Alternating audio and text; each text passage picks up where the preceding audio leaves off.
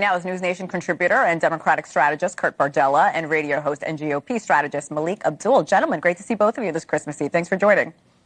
Thanks for having us. So Malik, Trump says he'll, quote, vigorously, Thanks for having us. Of course. Trump says he vigorously will pursue the death penalty. Those are strong words. President Biden, just for our viewers, commuted 37 out of 40 death row sentences, a move we should mention cannot be undone by the president-elect when he takes office. Trump's response on Truth Social, is this just a jab at Biden?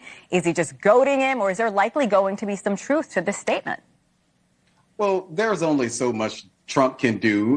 What he's suggesting is that they're going to do more. I don't know what that more that the Justice Department can do when it comes to this. Now, these are for federal inmates, right. But at the same time, we have to also acknowledge that there is a very lengthy process, appeals process and everything that has to be exhausted. So I am personally against the death penalty. I do believe, and I said earlier, I do believe that people who are, even those most horrible people, even like the guy, the migrant, who set the woman on fire, who do these horrible crimes, I think that they should spend the rest of their lives in jail. I don't agree with the death penalty, which is why I'm okay with what Joe Biden did here. But pardons are always controversial. So I imagine that you're going to have a lot of controversy behind this one for sure. Let me stick with you for a second, Malik. We heard in our introduction, Trump has also threatened in the past to expand the death penalty to illegal immigrants who kill American citizens. That's not an easy task. He's going to face legal roadblocks, expanding the death penalty. Your thoughts on his latest comment on that? Well, I think that part was campaign rhetoric. Part of that red meat, you heard the audience roar every time that he said it. But again, Donald Trump has been president of the United States before. He knows what he can and cannot do. And I think he probably knows that there's only so much he's going to be able to do to single out migrants for the death penalty versus other Americans. Probably can't do that. Kurt, 27 days until the inauguration. Trump's been acting like the de facto president since he won, though. Biden quietly doing things before he leaves. Of course, he commuted death row inmates, added judges, new sanctions against Russia. Do you think this has hurt his legacy at all, just taking a step back as we hear the president-elect talk more and more? No, I think that what we're seeing really both from Biden and Trump at this point is pretty consistent with who they've been throughout their public service career. I think that history is going to judge Joe Biden in part based on how successful or unsuccessful Donald Trump is. It's kind of like how Biden initially kind of had higher popularity because Trump left office with such controversy. Biden was graded on a bit of a curve there. Yep. Well, now that Trump is bookending the Biden presidency on both ends of it, how Trump does will impact how all of us, I think, look back and think about Joe Biden.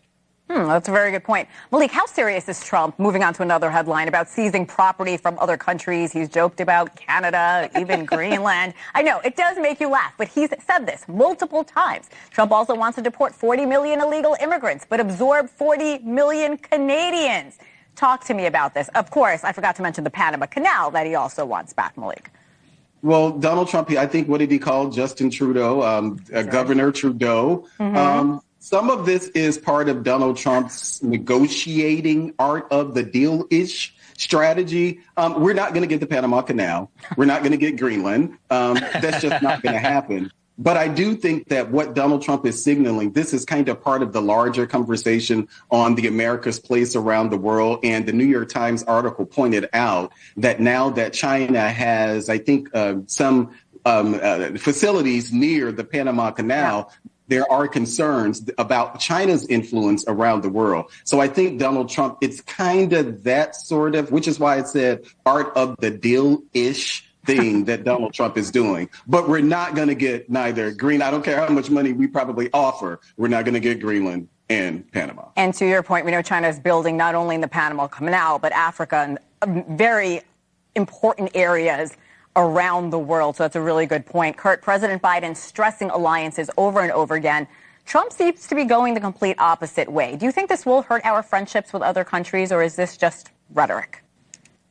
I think that every nation is kind of been put on notice that expect the unexpected. Donald Trump is unpredictable. He likes to keep people off balance. He likes to keep people guessing. He likes to have people just go, what did you just say?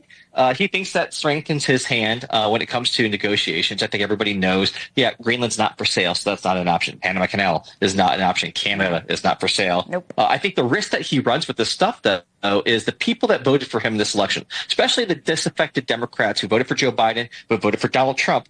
They're going to look at all this, go, I thought that this election was about the inflation, the economy, and my pocketbook and my family. What does all of this grandstanding have to do with solving those issues? All right. Malik, speaking of relationships with those other countries and their leaders, President Biden considering enacting a major sanction against Russia's energy sector before he leaves office in just a few days.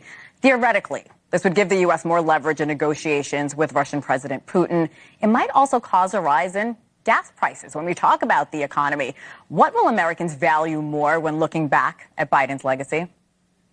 I think that there are a number of things. There are some wins that Biden had that definitely people will credit him for. But I really think that his doubling down when it comes to Ukraine, that 500. Okay, well, I think about a few months ago, there were 500 sanctions. The last time I looked, there were over 500 sanctions against Russia. So doing this at the end, I understand they're saying that it's going to put him in maybe a better negotiating position, but I'm just not sure that's the case because the attackums were supposed to put Ukraine in a better negotiating position. So I think that there are going to be some wins for sure for Joe Biden. He has had a storied career, I will say that. But I think the visual of him kind of seeming absent in these last few months is something that people will remember.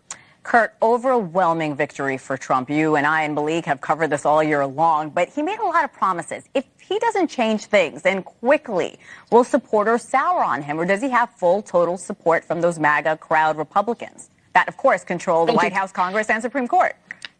I don't think there's anything he can do to get MAGA to turn against him, but I think the trap here is the Congress that he has. Republicans have such a narrow majority that it's almost impossible, as we saw the last couple of weeks with the debt ceiling, to get anything done. And the Republicans in disarray, the Republicans can't get their act together narrative. That's coming. That's going to be a big part of, I think, what we see in 2025. And if there is a government shutdown, if he can't impose his will to get the things done that he promised the American people, Republicans have all of the responsibility, all of the burden. It's their fault if it doesn't. You can't blame Democrats right now. That's the challenge of total control of the House, the Senate, and the White House. There's no one to blame but yourselves, and the voters will remember that. And I see Malik nodding. You two rarely agree, but on this point, I see you two do. It's a Christmas miracle. Merry Christmas, my friends. Thank you so much for joining us. Kurt